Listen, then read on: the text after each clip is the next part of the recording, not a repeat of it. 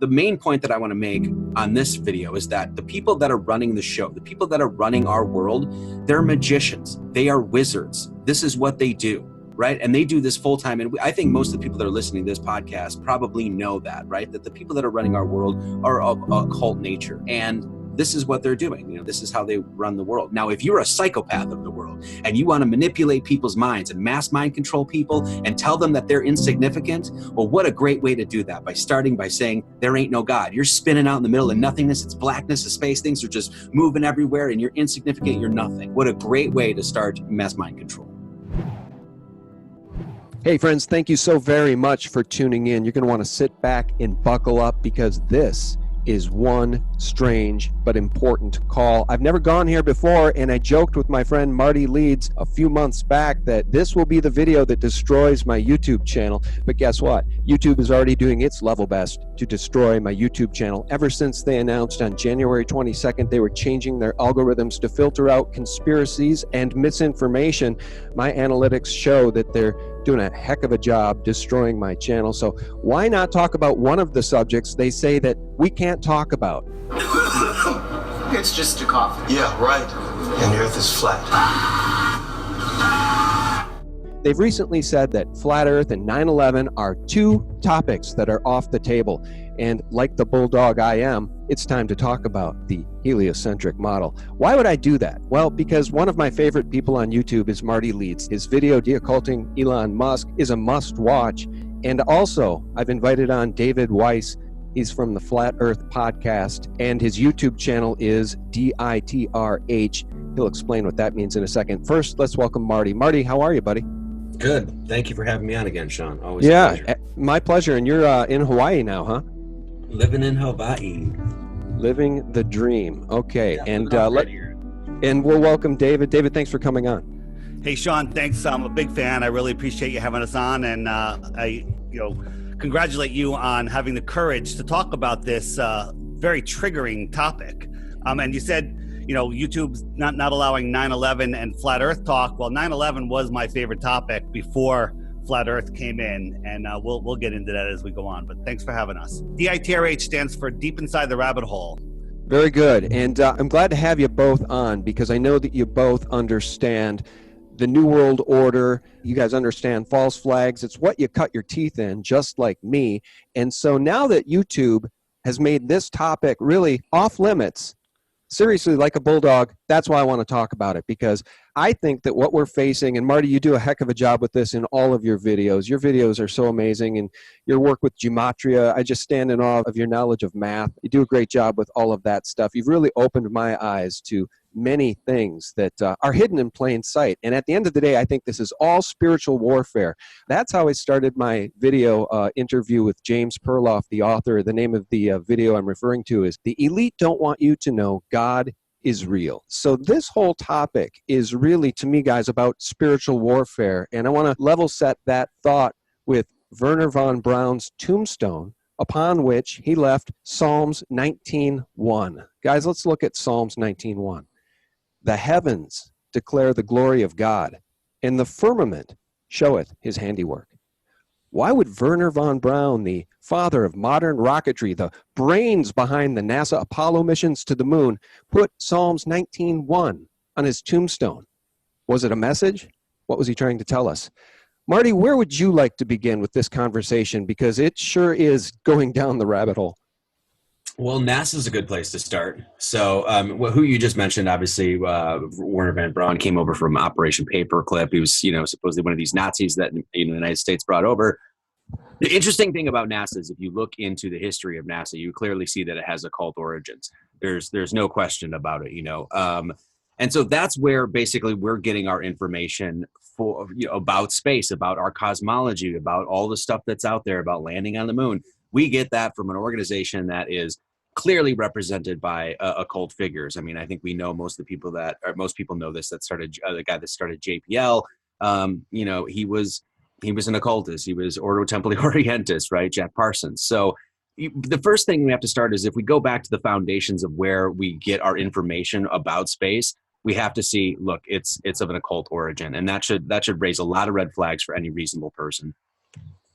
And David, why don't we do this? I know one of the missions that you guys gave me prior to this call was to sort of stand up for the heliocentric model and sort of play devil's advocate to anything you guys have to say. And the more research I've done in this topic, the more difficult it is to actually do that. But I do have one clip that I think will really help us start the conversation. And it's a clip from Joe Rogan. I'll play it for a second. David, you had something to say?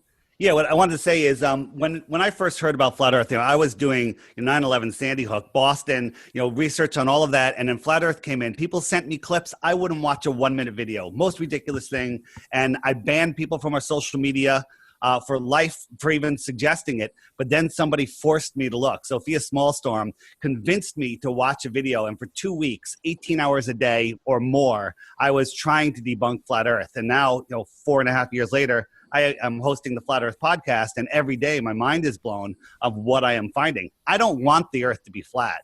I want to know the truth. And until you have the courage to look and find out how utter ridiculous the helio-nonsensical model is, it's just mind-blowing. So for your listeners that are new to this, hang in there. Just listen, and you will see the awakening is beyond what you can imagine.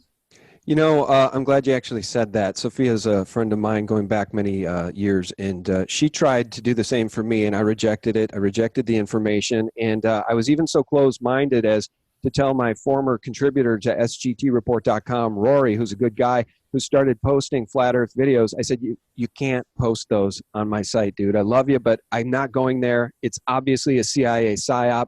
I'm not going down that rabbit hole. You can post anything else you want. I trust your judgment, but not flat Earth. And so really, after all these years later, 3 years later, I should apologize to Rory because he had a more open mind on it than I did. We all have the same story. And by the end of this, your listeners will realize that people, they throw up their hands after they keep asking questions and keep getting flat Earth, good flat Earth answers. They go, well, why? Why would they do it? Why does it matter? This is the most important secret for the elite to keep control over us. Because if you don't know who you are, where you are, what you are, you think you're an insignificant speck flying through infinite space, then you give up your power completely. All right. Can you guys see my screen here? I want to play this clip. It's from John Thor on YouTube. The title is Flat Earth, Himawari Satellite, Himawari 8 Satellite Debunked.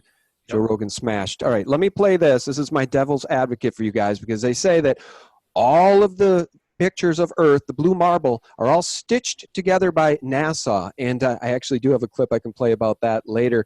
NASA has a lead data visual simulator. His name is Robert Simon, and his job is to collect all the data and then create the image of the Earth.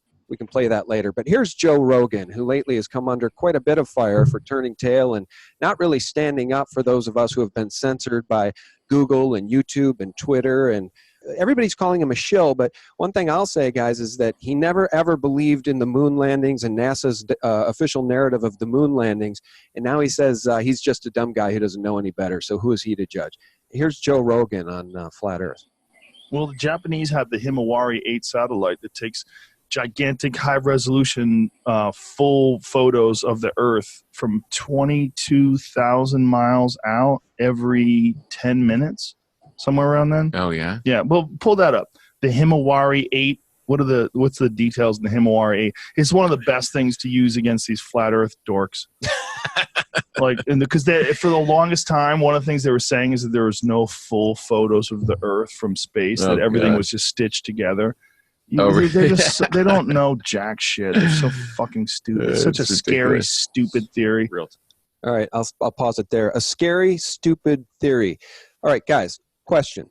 If flat Earth is so preposterous and so stupid, and you guys both, who I know are very smart, are just stupid fools, why is YouTube now making this topic off limits? Why is this so scary to the establishment? Why is having this conversation probably going to result in me losing thousands of subscribers who now think I'm an idiot as well?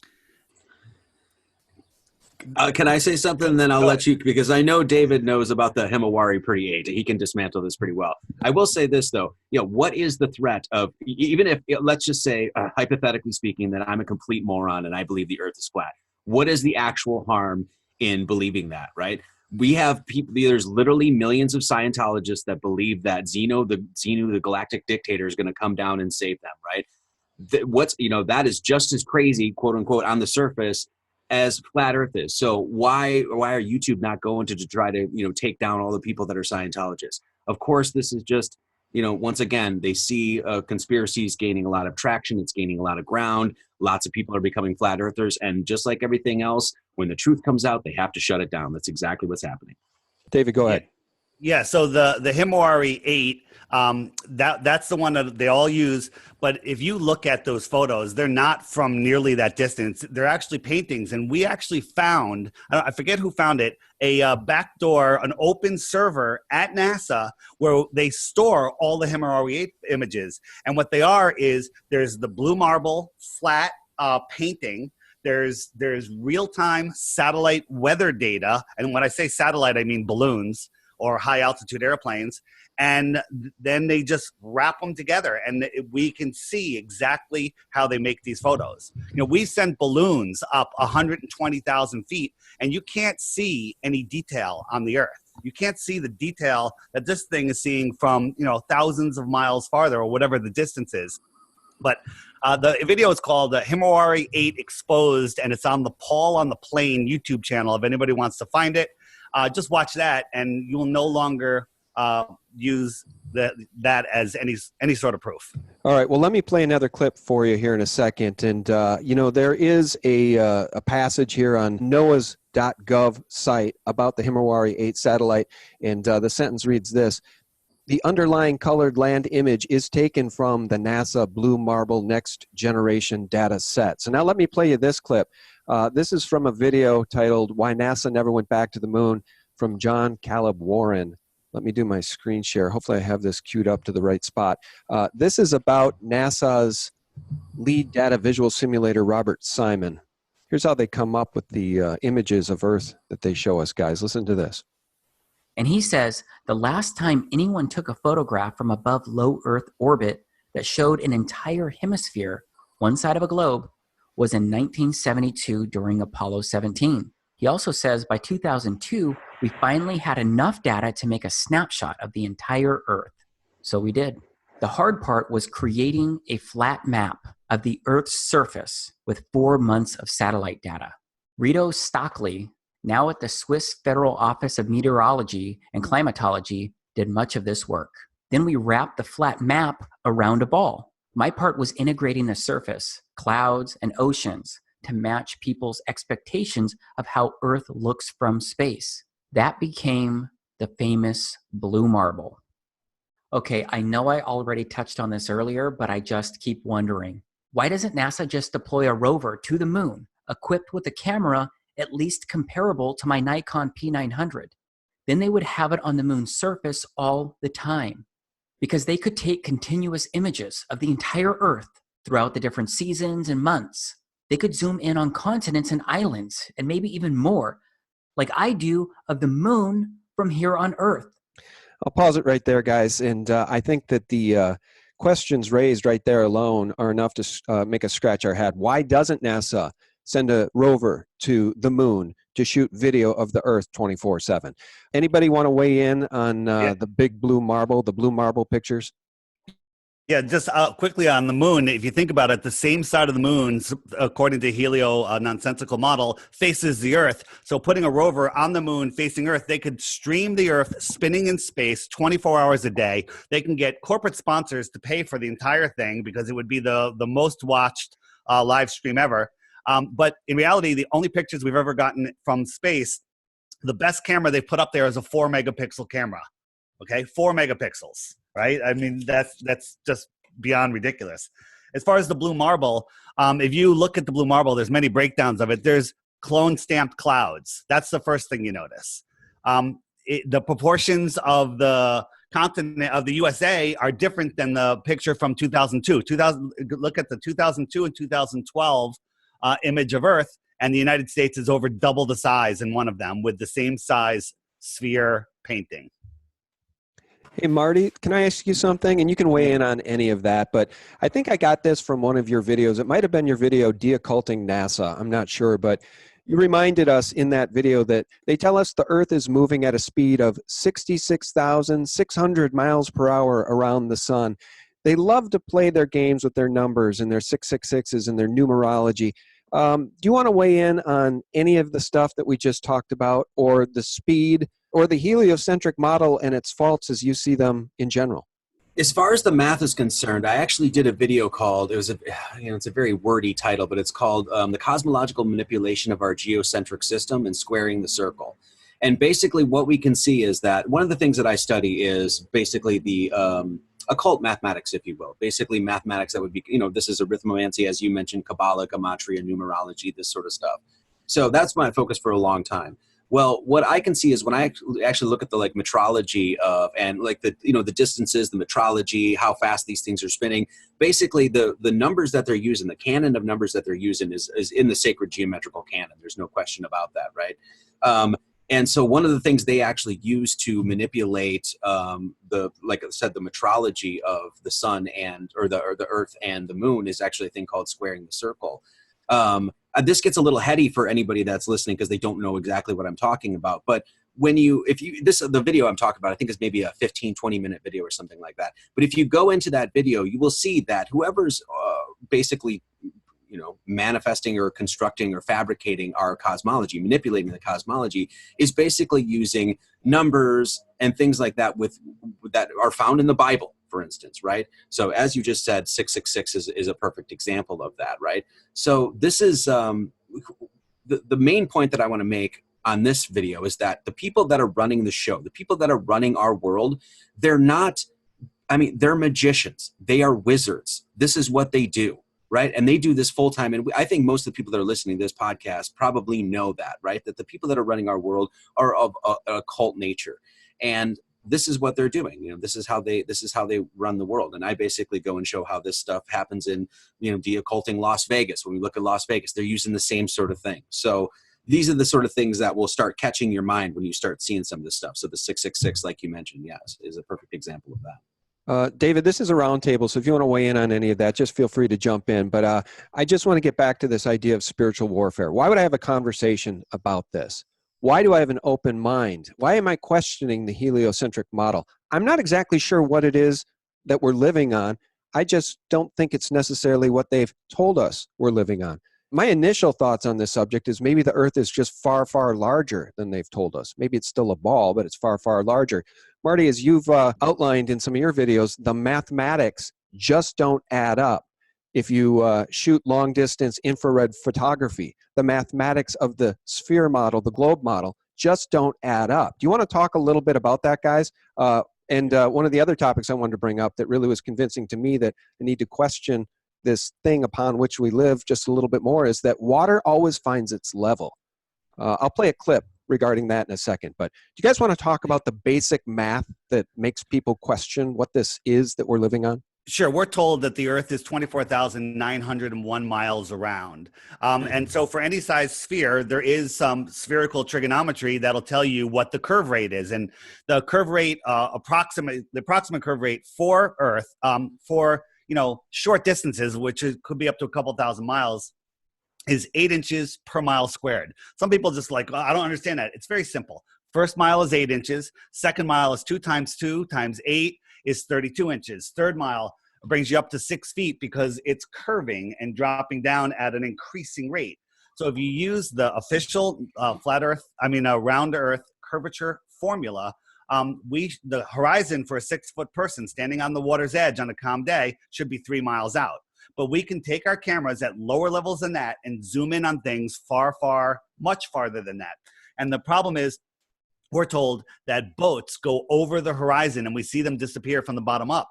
Well, the truth is we don't see them disappear. They get too small. The angular size gets too small for our eyes to resolve. And on a clear day, after a boat appears in your mind to go over the horizon, you can zoom in with a P900 or a P1000 camera and boom, bring the entire boat back in.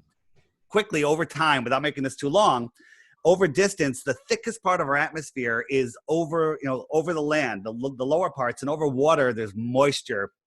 And there's stuff that will become opaque over a relatively short distance. So as the angular size of the lower parts of that ship gets smaller, they disappear for several reasons. They go behind the mirage of the water. They get too angularly small for our eyes to resolve, and it appears that it's going down bottom first. But that happens so much farther than it should, that you shouldn't be able to see it, because it should be below hundreds or thousands of feet of curvature, depending on the situation.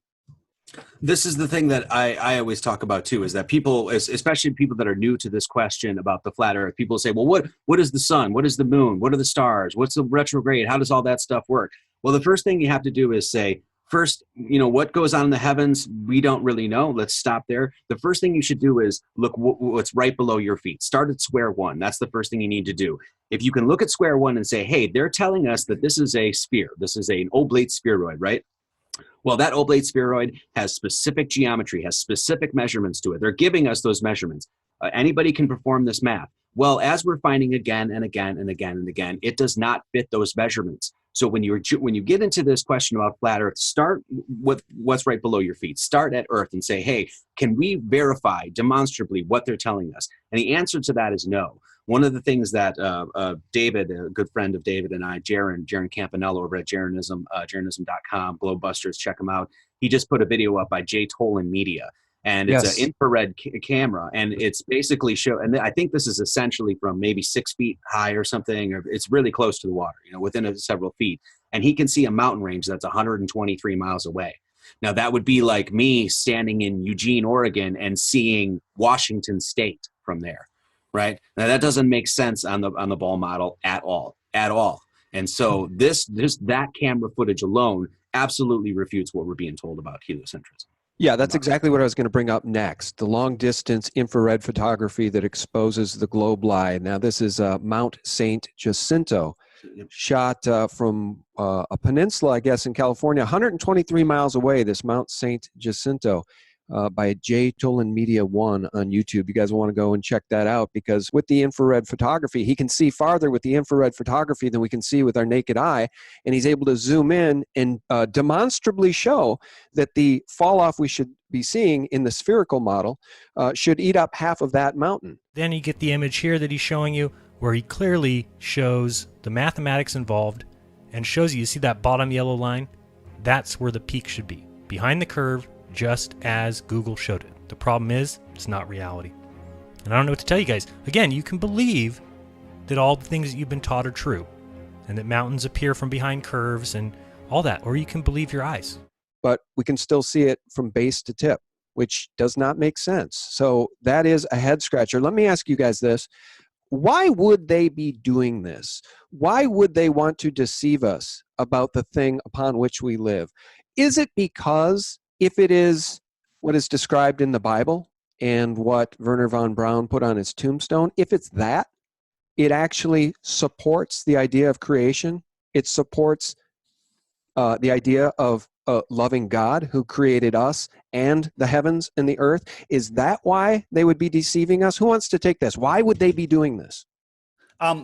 It is. So for me to say this is an incredible thing, because 5 years ago when I was doing all my stuff, if I'm listening, I could be listening to you, the Hagmans, or whoever. I could be listening and I'm like, that's really good information. And then they'd mention the Bible. Boom. I disregard everything they say. I turn it off. No religion, no creator. I believe that I evolved like we were taught. And that was it. But when I tried to debunk the flat earth and realized, oh my God, the earth is flat, the implications are unbelievable. Because the first thing is, it's an intelligently designed system. It was created by something, period. It wasn't a random speck. So that right there tells you there's a creator. And that's when everything changed. So that is what they're doing, because if everyone woke up to 9/11 tomorrow morning, they can get out of it. They can weasel the way out of it. They can put people on trial and everything. But if everyone woke up tomorrow morning knowing the earth was flat and intelligently designed, game over for the control system. Game over. I'll say amen to that. And let me just give you and the audience a little perspective of my journey. I basically came to understand that there was God long before I came into flat earth. But I will say this, that for years I didn't know what what was out there, if I was atheist, agnostic, if there was a God, if there wasn't. So I basically spent years and years and years studying science, quantum physics, astrophysics, things like, the solar system model. I read books, I listened to lectures, I listened to interviews. I mean, I dove into this subject for a very, very long time. And I was on the belief that, yeah, we evolved and stuff like that, right? Well, all those years of studying, intense study, basically, if I would have been told and if I would have known that the earth was flat, I could have saved all of that time in basically studying a bunch of absolute nonsense. And I would have known right away the very thing that I was looking for. And the very thing I was looking for was God. And, Flat Earth basically says, yeah, this is designed. There ain't no getting around it. This thing is it's four corners, if you will. There's some sort of firmament or dome. Either way, whatever the actual model is, there's no getting around the fact that there is an intelligent designer behind that. Now, if you're a psychopath of the world and you want to manipulate people's minds and mass mind control people and tell them that they're insignificant, well, what a great way to do that, by starting by saying there ain't no God. You're spinning out in the middle of nothingness. It's blackness, the space, things are just moving everywhere, and you're insignificant. You're nothing. What a great way to start mass mind control. Do what thou wilt. That's exactly what they push. Yeah, and that's exactly the way I see it too, guys. It's never been more clear that these people are aligned against humanity. They promote perversions, right? We can see what they're doing now with their 12 perversions that they're trying to promote, including bestiality and pedophilia. Okay, guys, in the interest of just trying to stay on track with the most obvious things people would ask, I do have a clip I could play for you regarding how water finds its level.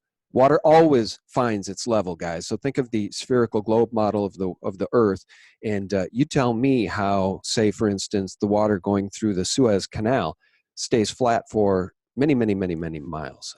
How does water always find its level, yet in the spherical model, it does not? The other thing I want to talk about, guys, is the best proofs that the Earth is stationary and not flying through space around the sun. Which one of those should we talk about first? There's so many. Let's just talk about the Suez Canal. I believe it's over 100 miles. There should be 6,666 feet of curvature. I think that's the number. It's just a big number. They never engineered for it. Water, if you ask somebody, a globalist, how water sticks to the underside of a ball, perfectly even, they'll say there's only one answer: gravity. Gravity, and water finds its level over mass distance. Any water, people will say, well, what about a water droplet and whatnot? Water, large bodies of water at rest are level, and it just goes on and on as far as your eye can see. So that is like one of the best proofs. Earth is 70% water, and water is flat. The curvature has never been measured. Marty, you can weigh in on that. I just think what's interesting about gravity is being the argument for the spherical model and explaining how the oceans can be curved in the spherical model. Gravity is an explanation that doesn't hold up to scrutiny, because how can gravity be so powerful? I think I heard Eddie Bravo say this.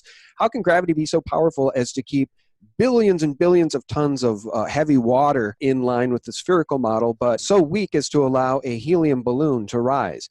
Gravity just doesn't stand up to scrutiny. It's too simple an answer for such a complex problem. Yeah, I mean, well, gravity's got more holes in it than Swiss cheese, right? I mean, there are so many anomalies and problems with gravity that, gravity is supposed to hold down literally you when you jump up. Gravity is pulling you back down. It's pulling you to the center of the earth. Yet that gravity is so strong that it will pull your entire body down, but you have the strength to defy gravity by literally lifting your hand. There's enormous problems with gravity. The thing, once again, when we get to this occult stuff, we have to look at where this stuff comes from, right? Well, when you look at Newton, you look at who was basically promoting Kepler and Galileo and Copernicus. You look at who was promoting Henry Cavendish. Henry Cavendish, by the way, is the guy that supposedly measured the weight of the earth. That's a hell of a story. Hilarious, actually. All these guys came from the Royal Society. So, basically you have a group of royals that were paid to push their own scientism or pseudoscience out to the public to get people to accept this stuff. So all of these guys that we're getting our main science from, gravity, the way, Cavendish, like I said, these sorts of cats, they all come from literally an occult organization called the Royal Society. So once again, when we go to the origins of this stuff, you can see pretty clear where it's coming from. Yeah, and Sean, a lot of people when they say, let me look into flat Earth. If you Google flat Earth, you go right to the Flat Earth Society. None of us belong to the Flat Earth Society. It's a controlled opposition site that gives you a tiny bit of truth and mixes it with utter nonsense. Like they say that gravity is the Earth rising up at 7.8 meters per second or whatever the number is to create gravity. Nonsense. Nobody believes that. So that is a disinformation site. It's a gatekeeping site to keep people away from the truth. My idea of gravity, and it can be tested. Gravity can never be has never been proven, demonstrated. It is a theory. You know, their high priest Neil deGrasse Tyson, he doesn't know how gravity works, and it's never been demonstrated. It's sticking water to a ball. What I say is the Earth is, we know that there's free energy in the Earth and in the air, that the Earth plane has a static charge to it that establishes a very weak force, an attraction like dust going to a television screen, an old television screen. So that establishes a down. That's all you need to do. And then buoyancy and density sort everything else out. You can demonstrate this in the lab. I can take a piece of styrofoam that has static on it and pull things up and away from gravity just with a little static charge. Maglev trains are using electromagnetism to defy what? Electromagnetism or perhaps some sort of static electromagnetic charge. Okay, guys. Well, why don't we do this? Because so many people believe that everything coming from NASA is the truth. Now, many people have been waking up to the official stories that NASA tells. For instance, the moon landings, the Apollo moon mission seem to have a lot of holes in that official story. We had the technology to go to the moon, but NASA has since lost it. That's really fascinating because the computers required to send astronauts to the moon back in 1970 would have filled up my house, literally. And now we have more computing power in the iPhone in your pocket. And yet, somehow, with better technology, we can't go back to the moon. Meanwhile, NASA is saying that it's landing rovers on Mars all the time, like this InSight rover. I want to play this clip because, guys, as I play this clip, let me go to screen share. Let's just watch what I could call theater, I think is probably the fairest way to describe this. Let's just watch the reaction of these NASA mission control specialists as they claim to have landed the InSight rover on Mars. Here's the clip. Touchdown confirmed.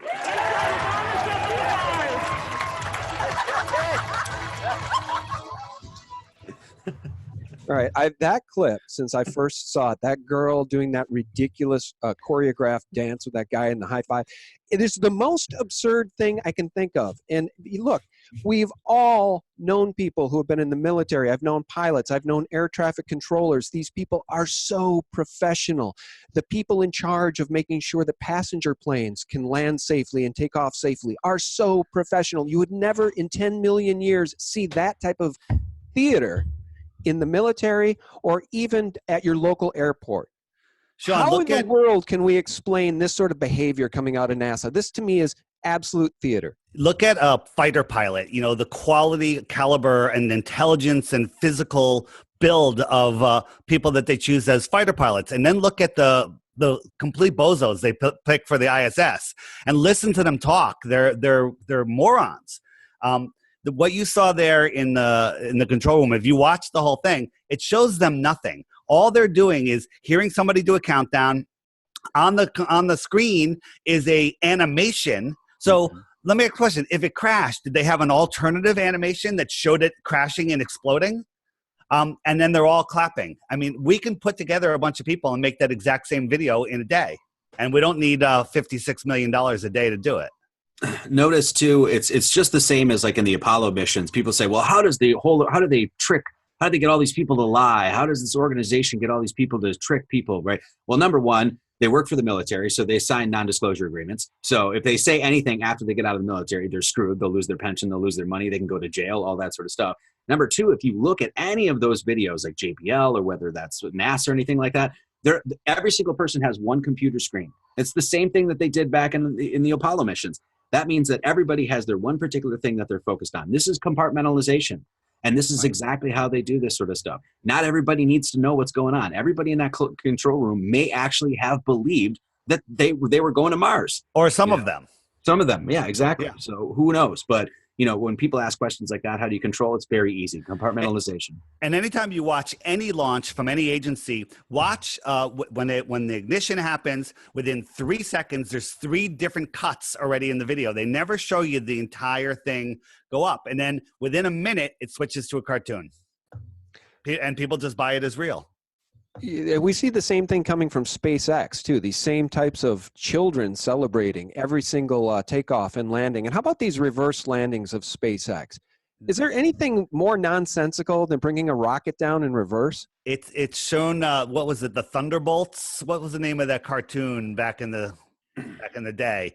It basically just shows this ridiculous old cartoon of a ship coming down. There's no way that thing can stabilize. They have these little fins, little milk crate fins on the bottom that are supposedly stabilizing it.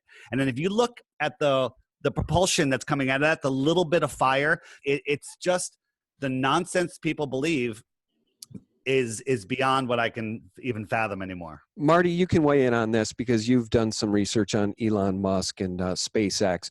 I think that the Elon Musk clip in which he says, it's real because it looks so fake when he's talking about having launched a Tesla into space is a very important clip. Because if you think about the delicacy and the mathematics and the engineering required to safely launch a rocket into space at all, somehow, to me, mounting a Tesla atop of that rocket with all the imbalances of a modern-day road car doesn't make a lot of sense.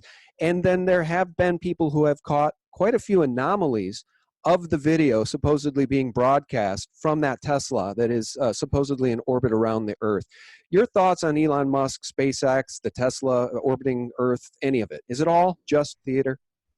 Yes, it's all just theater. And I think the reason that SpaceX was actually even created was so that they could actually have this. See, look, it's not just government-run space organizations. We have this private organization now. They're going to space, right? Well, I mean, if we already know that, I think SpaceX received, I don't know how many billions of dollars from the federal government. So it's not private, that alone right there, But yeah, the car going into space is ridiculous. I mean, it's ridiculous. Just think about it. What's the car made of? Is it vinyl? Is there rubber? Is there paint on the car? Why did the tires explode? Yeah, and I mean, all of that sort of stuff. How did they lacquer it with some sort of space juice or whatever that's going to, protect it from the 2,500 degrees in the thermosphere? But none of these questions are asked. They present this stuff en masse, and most people accept it. And all really it takes is just a little bit of digging to really pull the rug out from under the whole thing. The only people that believe in NASA are the ones that refuse to actually look at the evidence. Absolutely. And I'll say this is very strange, and it's not 99. I don't know any of the other flat earthers that came across it this way. I discovered that the Earth was intelligently designed. I'm in an offline chat group, and we're talking about the flat Earth, and then they mentioned NASA, and I'm like, what do you mean? I didn't know that the moon landings were fake. I found out the Earth was flat before I found out NASA was just a complete Hollywood studio joke. And then it took me 10 minutes to look. I mean, I looked, people sent me some links, and I was just like, oh my God, it's all fake. All of it. NASA's the only organization that we have right now, or entity, where technology has almost literally gone backward. That's right. I mean, everything else is increased, but somehow we just can't get back to the moon and blah, blah, blah, I heard, if you look at the old Apollo too, the rover that's on Mars, take a solid look at that. If you look at it, it looks like it's like a beach chair that's on there. I mean, it's a joke anymore. Well, look at the lunar lander. I've been at the Smithsonian, guys, in Washington, D.C. I mean, it looks like a tinfoil kids project, literally, that a caring father who really took a lot of time to do a science project with his son, they built this thing in the backyard. Literally. How in the hell was that thing supposed to hold up? It's literally wrapped, and they say NASA's own admission, the thickness of the skin supposedly was about 3 layers of tinfoil thick. It's absurd. Mm-hmm. And I've always thought the smoking gun of the NASA Apollo moon landings is that they brought a lunar rover. You're trying to tell me that it's so easy to get men to the moon that they had plenty of fuel. They didn't have to worry about the extra weight of a lunar rover. Somehow they needed a dune buggy because they'd already done all the other scientific experiments. On the moon. Think about this too. Like, we're all human beings. So, these are the first people that went 238,000 miles away from Earth. They landed on the moon. They didn't know if they were going to get back. They didn't know if this thing was going to actually reattach to the module and then head back to Earth. They didn't know any of that stuff. The minute you actually landed on that moon and walked out, you would be, pardon my language, you would be shitting your pants. You would be scared shitless. You wouldn't be jumping around on the moon and driving little buggies and playing frickin' golf. 230, almost 250,000 miles away, first people to land on a a heavenly object. And those guys act like it's like they just went to Florida, went golfing. It's ridiculous. Yeah, they act just like those mission control specialists did in that celebration. It's absurd. It really is theater, because you're right, Marty. You would be taking your mission as seriously as a heart attack if you exited the lunar lander and walked onto the moon. It would be as serious a mission as has ever happened in human history, and that's why so many of us don't believe it actually happened. Because now NASA still admits today they can't safely get astronauts through the Van Allen radiation belts. That's still a problem they're trying to tackle, but evidently they did it absolutely no problem back in 1970. It's just total fakery. It wasn't broadcast live. It was all edited, and I mean, all you have to do is look, and then you'll really kick yourself. Like, how did I ever believe that? And here's the problem: we're all good, trustworthy people. If Marty introduced you to me today, and I said, "Hey, I'm an MD, I'm a doctor," you could go, "Cool," and your day is done. Right? You have a new belief and you're done. But if you really want to find out, after I hang up, you'll be like, "Hey, where does he live? I'm going to check out what school he went to." You're going to make some phone calls. You have to spend this effort. People aren't willing to do that. They just believe authority. If you start a sentence with "a new study shows," or you wear a white lab coat, or you're presented on the news, people just believe it without checking. Yeah, and meanwhile, NASA has admitted that they've lost all the telemetry data that would prove the missions to moon happened. They've lost all of the technology to get us back. And so let's stay on track with NASA. Has NASA, in its own words, ever talked about a flat Earth model? Well, I have a clip to play for you guys. Let me go to my screen share. You'll notice they never say sphere. They always say circle.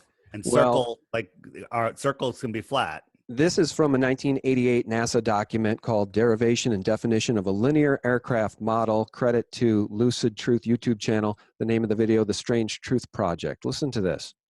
And here's something interesting that I found at NASA's website. It's a NASA reference publication from the late 1980s about the derivation and definition of a linear aircraft model. Let's go through this. There's a lot of math, but toward the end on page 30, the first sentence in the concluding remarks say, "This report derives and defines a set of linearized system matrices of a rigid aircraft of constant mass, flying in a stationary atmosphere over a flat, non-rotating Earth." I gotta ask, why would this exist if we're supposed to be on a spinning ball? NASA had already been to the moon several times and explored outer space in many ways by the 1980s. So why would they need documentation talking anything about a stationary atmosphere and a flat, non-rotating Earth? I'll pause it there.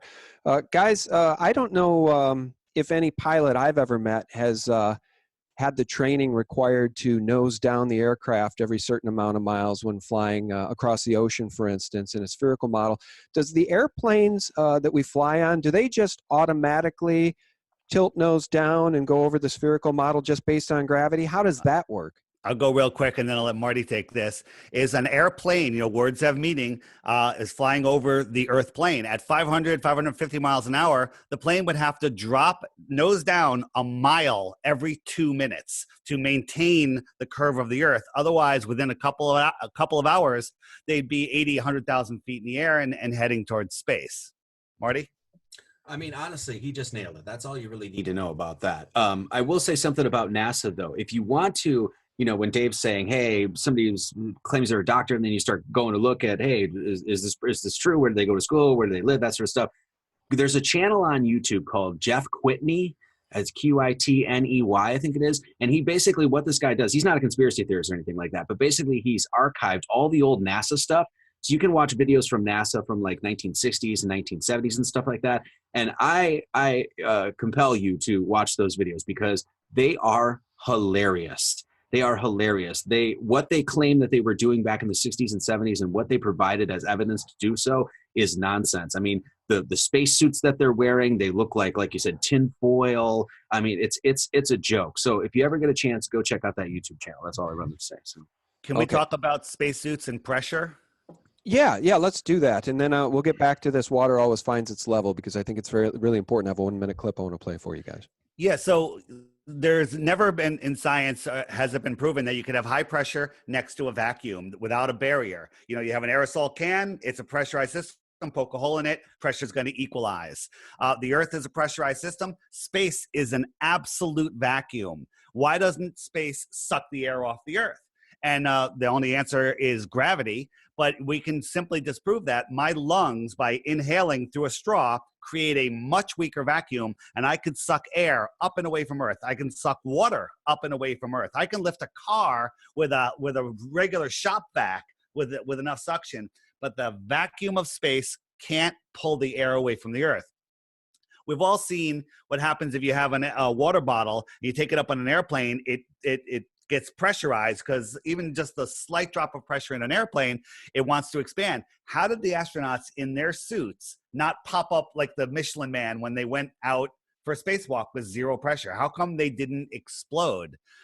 If you look at what they're wearing pretty cool snowboarding outfits. That's it. Let me ask you guys, let's stay on this track just for a second. We were talking about SpaceX. We're talking about all these rocket liftoffs and missions. Does anybody want to talk about the trajectory of these rockets? Are they actually reaching space?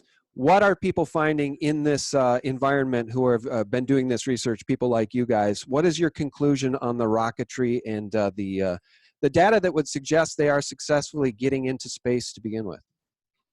Well, the lack of telemetry data that you mentioned before in the moon landings is huge. I mean, you're talking about, I think the number is 13,000 reels of missing data, right? That they supposedly recorded over or something like that.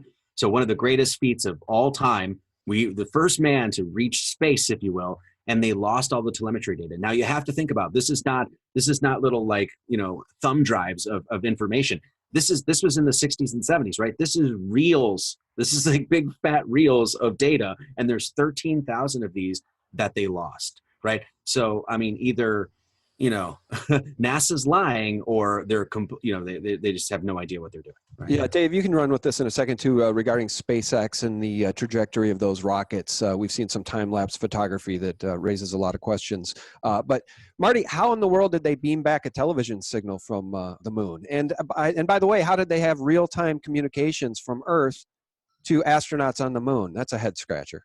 Well, tricky Dick Nixon talking on an analog phone to the guys on the moon, live from the White House. Well, and by the way, if you want to believe that, I mean, go ahead and believe that, but that's not transmitting through the Van Allen radiation belts. Exactly. Yeah. And by the way, we do have the clip from A Funny Thing Happened on the Way to the Moon, Bart Sibrel's documentary, in which the Apollo astronauts were caught faking the spherical Earth model. They were in near Earth orbit while they should have been approaching the moon, and they were faking this shot showing the Earth in near Earth orbit through the round portal of the orbiter, and thereby creating an Earth that looked round, but it was made to look round because of the trick photography shooting through the round window in the orbiter. So if they were in near Earth orbit at that time when they should have been approaching the moon, that alone is the smoking gun that the whole thing was theater. Yeah, absolutely. They never show a camera. Why don't they put some cameras on the spaceship and show it pointing up the whole way? Show them going all the way up and docking with the space station. It just, they take off, they arch over within a minute or two, and they go down, and then they switch to a cartoon. So they're just lobbing these things off the East Coast into the Bermuda Triangle, into restricted waters, and they either blow them up or they just crash them in the water. So, we think that they are launching things, and they use all different techniques. But when there's an actual launch, nobody is near it. Have you seen the video of the privately launched little rocket that went straight up at this unimaginable speed and then just stopped? You guys know which video I'm talking about? Yes, yeah. Marty, can you explain that to me? I mean, let's just go back. Let's just go back to where we began. Psalm 19:1. The heavens declare the glory of God, and the firmament showeth his handiwork. Why would Wernher von Braun put that on his tombstone? Well, a few things there. I know which video you're talking about. Like literally, the rocket just shoots up, and then it just literally stops, and it sounds like it's hitting water. Okay, so I know a lot of the people that are listening to your show are probably Christians, and you know, if you read the Bible, I mean, I think there's over like 240 verses that clearly says that where we're at, it ain't no spinning ball at 23.4 degrees and spinning at 1,037.5 miles an hour and 93 million miles away from the sun. There ain't nothing in the Bible that says anything like that. If you look at all of the ancient cultures of our past, whether you give them credence at all, they all essentially say that. They all essentially say the same thing. If you look at the Hindus, you look at the Mayans, you look at a lot of the native cultures here, you look at the Egyptians, right? You look at Hebrews, et cetera, et cetera. You can go on and on and on. They will all tell you that essentially the Norse particularly, that basically this is a flat plane. It's essentially circular or has essentially four corners, like it's, you know, northeast, west, south. There's essentially a dome overhead, and there's more than likely an ice wall that surrounds this. This is essentially what you'll get when you actually listen to these ancient cultures. So now we say, okay, if we're going to listen to those ancient cultures, we're also going to take seriously what the Bible says about the cosmology that we live in. How in the world are we supposed to come to this notion that we're on some spinning ball and 93 million miles away from the sun? The only way that we actually would, you know, possibly come to that conclusion as if an occult organization fed us this nonsense since we were children, you know. It's so hard to believe. It's because we've all been indoctrinated into so many lies and believing that we're weak and we're powerless and we happen by accident. That's why they can sell, I guess, people in New York State on the idea of abortion on demand right up into the 9th month. And even beyond that, if the abortion in the 9th month fails and the baby's born alive, we have the Virginia governor saying, oh, no problem, we'll keep the baby comfortable and then we'll take its life if the mother still wants. So that's a post-birth abortion. You can't make this stuff up, folks. They truly, truly hate humanity. They are aligned against us, and that's why we're having this conversation, because we're not afraid to go there. It's shocking to me, though, that now topics like these are literally off limits on YouTube. They don't want us having these conversations, and therein lies the reason we're having this one. So I did promise to play a 1-minute clip. It kind of gets us back to the whole idea of water finding its level, which I think is a very, very important thing to discuss as it relates to this particular topic. So let me go to my screen share and let me play this for you guys, and we can just go back and talk about this. Here it is. It is from Lucid Truth, the Strange Truth Project. Okay, so what you're looking at now is a crude mock-up that I created that is going to try and represent the California to Japan scenario with the curved ocean. And let's say you have someone standing on the beach in California, and then you have someone standing all the way over there on the other side of the globe in Japan. Let's zoom in on what the person in California would see, right? They're looking around, they see nothing but a flat land. And if they were to use their water level, they would see it's flat, everything's flat. And then if we looked at the other side with the person standing on Japan, on the edge, looking out into the Pacific Ocean, they could also take their water level and they would see that it's level. They would see that it looks nothing but flat when looking out. So you have these two people, and they're looking out. They both think that they're at the top of this ball. So what's really happening throughout this ocean, throughout this body of water? Can you take a water level to everywhere and it's going to be level? Yeah, of course you know that you could. But what if this is not what's really happening? What if this is what's really happening? And the two people standing on both continents are actually just at water level as well. Wouldn't that be easier to comprehend and understand? Because water always finds its level. I just don't think that we can underestimate the power of those words. Water always finds its level, except for in the global model, ... I mean, this is where you have to begin, I think, if you're doing this research. If water always finds its level, how do we account for a global, a spherical model of the world, of the earth? You want to go ahead, Dave? Well, we can't. And this is one of these great proofs that it's so simple. It's right in front of you. You experience it all the time, right? Basically, you look out at when I go to the ocean, but just 5 minutes away here, and I look out, that water is sitting level. Why? Because it's literally on a level surface, right? It's so simple. It makes sense. It's common sense. It's the sense that's common to everybody, right? Now, the NASA Occult organization come in and say, nope, it's a ball and everything sticks, and because of this magical thing called gravity, which we don't even know what it is, et cetera, ad infinitum, when you go down the heliocentric model. When you just go out and experience your reality for exactly how God wanted you to experience it, you'll see that our cosmology is rather simple to understand. The model that we have is very simple to understand. The sun and moon are close. Those stars are close. Those stars are rotating around the center of the earth. You are in the center of the earth, and water does maintain its level because the earth is flat. Dave, feel free to weigh in, but what are some of the best proofs that we're not hurtling through space and flying around the sun at 66,600 miles per hour? The fact that all of the stars are always the same every year. They never move. People say eclipses are only possible on a ball. Eclipses make no sense on a ball. There's tons of video showing that, and they make absolute perfect sense on a flat Earth. What happens is people that fight the flat Earth, for one, don't understand what the flat Earth model is. They have a false conception of it, and they're fighting against that false idea that is thrown out there by the mainstream media and the other disinfo sources.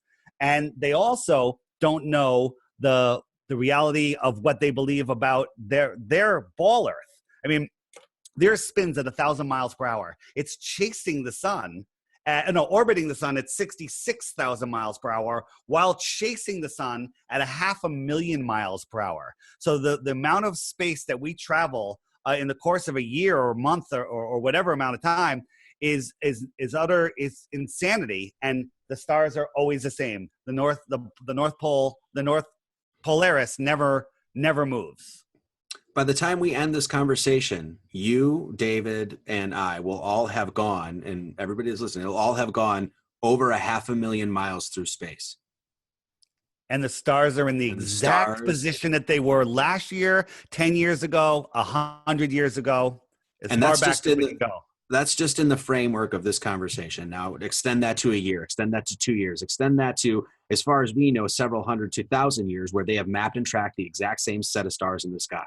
So does that make any sense? No. Yeah, the Big Dipper. The Big Dipper. It's the only constellation I can actually pick out, and I love to look at the Big Dipper throughout the summer season. Every single night, it's always up there. I've got one. The problem that the heliocentric gatekeepers are having is that optics have outgrown their lies. So with the P900 camera, we can zoom in on things. So we can zoom in and see ultimate details on the moon. We can see textures, we can see stuff, but from the ISS, which is only 250 miles above us, looking down on Earth with their better cameras, they can't see any detail. They can't show you things that have as much detail as we can see on the moon. I'm looking at a mountain that's 50 miles away, and the details on it are it's nothing. It's just a washed out. But we can look at the moon and see very, very clear, crisp details. It makes no sense. With your naked eye, by the way, you have to really think about this. Like, how strong do you think your eyes are, right? We're looking at, as Dave said, we're looking at 3, 4, 5 miles away. Things get blurry. Yet with your own 2 eyes, you can look right up at the moon and you can see particular topography and geography on the moon. And then you actually employ like a P900 or P1000, and you're telling me that you're zooming into 238,000 miles away. That's pretty absurd. I like the idea that our technology, our consumer available technology, has outgrown their lies. Yeah. All right, in the 8 or 9 minutes we have left, we'll wrap up here. If there's anything that we missed that either of you want to talk about, now's the time to bring it up. I'll just say this as we wrap it up. I don't think it's ever been more clear that the elite don't want you to know that God is real, guys. I'll end where I began with my interview with James Perloff about the fraud of Darwinism and the fraud that the elite have played on humanity. I mean, look what they did with CERN. Look what they did with that Goddard Tunnel celebration. They were celebrating Satan, literally. They do not want you to know that you're special, that you were created by a creator who loves you, and that God is real. And I think that's why researching this topic is so important. All right. with how they've decimated YouTube, if you search certain flat earth things, you're going to get so much propaganda. So we've built websites. Marty has stuff on his site. I have the flatearthpodcast.com where we've downloaded all of the best YouTube videos, and they're there for you to watch. We also have a Facebook page, which we put the best videos on there while that lasts. But if you take the time, that's the problem. If you are hearing about flat earth for the first time and are walking away going, the earth is flat, you're not doing your homework. You need to take that belief and make it a knowing, okay? Because we don't believe the earth is flat. We know it's not a spinning ball, and it's obviously and observably flat. Yeah, I mean, this is not like Dave said, neither one of us wanted to come to the flat earth cosmology at all. Like, it was actually sort of, and for many people that I know of, it was actually a very trepidatious journey, because you have to go through and actually say, holy shit, I've been lied to about everything. Everything I thought that I knew is wrong, right? And that's a very difficult thing. That's, you have to basically, take the sledgehammer and break down those cognitive dissonant walls in your head. And that's a difficult thing to do. And I understand that. But you have to understand that a guy like David and I and all these other people across the world are literally willing to come out and basically, say the most controversial thing that you can possibly say, and that's the earth is flat. And as Dave is saying, we're not saying that because we believe it. We're saying that because we know we can prove that what they're telling us is nonsense. So let me say that. Two other things. One other thing is, if you're getting into flat earth, the first thing you have to do is, a lot of people will try to fit flat earth cosmology into the heliocentric cosmology, and that you have to don't do that, right? The first thing you do when you get into flat earth, release your mind from all those preconceived notions and biases and all the nonsense of programming that you had over the years, and just study it for what it is. Can you prove that there's no curvature? Yes. Can you prove that the earth and the sun and the moon are close? Yes. Start there. Don't try to take a heliocentric cosmology and fit it into flat earth. That's the other thing. The last thing is, the people that run this world, they're not doing it for greed. They're not doing it for money. They're not doing it for land. They're doing it just as you said, Sean. They are trying to play God. End of story. If you want to figure out the true conspiracies of this world, you better be going to theology. You better be going to theology, because that's what they're focused on. So I just want to say that. Yeah, amen. I just love your work, Marty. I really love your voice and your channel and your intellect. So we'll give each of you guys the opportunity here to just tell people how they can find you. And we may as well start with you, Marty. I know you've got your great YouTube channel. They disabled you once. They took you off YouTube. Now you're back. So how do people find your great YouTube channel, websites, anything else? They disabled me twice. My main channel, Marty Leeds 33, is gone now. And Marty Leeds Live, I just got my live streaming back up last week or something like that. So Marty Leeds Live on YouTube is the best place. MartyLeeds33.com is the website. You can become a member. There's red pill videos and stuff like that there that you can watch for free. I also have the podcast, the Marty Leeds Mathemagical Radio Hour, and I try to do lectures at least once a week on that, on all sorts of different subjects. We've covered Kabbalah, we've covered the Heliopolitan mystery, we've covered flat Earth, we've covered false flags, we've got et cetera, et cetera. So there's a whole gang of stuff to check out there. So that's the best place. Okay, very good. And Dave, thanks so much. It's the first time we've met, but I appreciate you coming on. Thanks. Just let me say, what people will do is, when they hear this stuff, they'll be like, 10 reasons why the earth can't be flat. You have to say, okay, instead of saying these prove the earth is a ball, to say, how does this work in the flat earth model? Because there's a better answer. And one of the best videos is made by ODD Reality, called A Stranger's Guide to Flat Earth 21 Questions. It will answer in 2 or 3 minutes your first 21 questions. Once you watch that, then you'll be dangerous. Then you'll have enough information to really start looking. So I encourage people to go to our Facebook page. But when you air this, I will put the 21 questions as the top video on the page, so people can find it easily. And all I say is, learn what the flat earth model is for real before you try to poke holes in it. Find out what we're talking about. I also created an app that helps people see what the flat earth looks like, and you can see the movements of the stars, and actually it's going to have the stars, but the sun and the moon. And when you watch it it all of a sudden it clicks. You guys mentioned the ice wall earlier. I call it the ice shoreline. We live in a world lake, and the land that surrounds us is Antarctica, and it goes out in all directions. How far, we don't know. Well, I will say this, guys. I think that if you have stuck with us this far, You're an open-minded person who understands the fact that the elite have pretty much lied to us about everything. There's a whole hidden history to this world that they will not tell us the truth about. We know that. We know it. Just look at the Giza pyramids. There's so much hidden history to this world. And I think a lot of those answers probably can be found in the Bible, but they don't want you to know that either. God is real. You are special. And we live in a very special place. I want to thank Marty Leeds and David Weiss for coming on. Guys, thank you so much. Yeah, Sean, thank you. And thank you for being brave and tackling the subject. We really appreciate it. Oh, my pleasure. They'll probably take down my YouTube channel. No worries. It's like everybody. And check out the Flat Earth podcast. Listen to 6 episodes and you'll be a flat earther. Okay. Guys, thank you so much. If you stuck with us this long, please do give this a like and share it within your own sphere of influence on social media. We very much appreciate your open mind, but more importantly, we appreciate you as the special human being you are. Thank you for seeking truth, and thank you for fighting the tyranny of evil men. We love you. For real news 24/7, visit us at sgtreport.com. God bless. Bye-bye. What should our attitude be towards patches like these? Clearly occult symbology. There you've got the 3 dragons. You've got the devil here with Get Your Kicks on 66. What should our attitude be towards these patches? Here's one with the phoenix. Next we have the one with the upside down star. Are you telling me, Sergey, that no one knows what the pentagram stands for? Is this just a surprise to you? Here's a patch, We Own the Night. Here's another one, The Cat's Out of the Bag. Here's another with some sort of wizard at the top of the pyramid Earth. I'm not even sure what's going on there. You got another one with the bull, as if we don't know what that symbolizes. And here's some of the Illuminati and Freemasonic designs, which are clear, showing the Eye of Ra, showing the pyramid, the capstone, and culminating with this patch, which is as obvious as it can get, what's being shown here. Here we have a patch that says no country too sovereign, which is interesting. I'm sure other people love to hear that one. We've got this one here, a lifetime of silence behind the green door. That's always good to tell people who are the ones financing all of your work. We've got this one with a dragon holding the earth. We've got even more obvious ones like this one here called Project Zipper. We make threats, not promises. And of course the zippered mouth.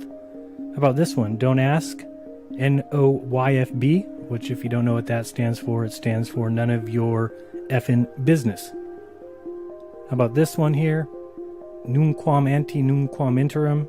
Never before, never again. And you've got the 3 snakes holding the earth. Do we really need to be any more obvious than that? When you use Google, do you get more than one answer? Of course you do. Yeah, of course. Well, that's a bug. We have more bugs per second in the world. Because we should be able to give you the right answer just once.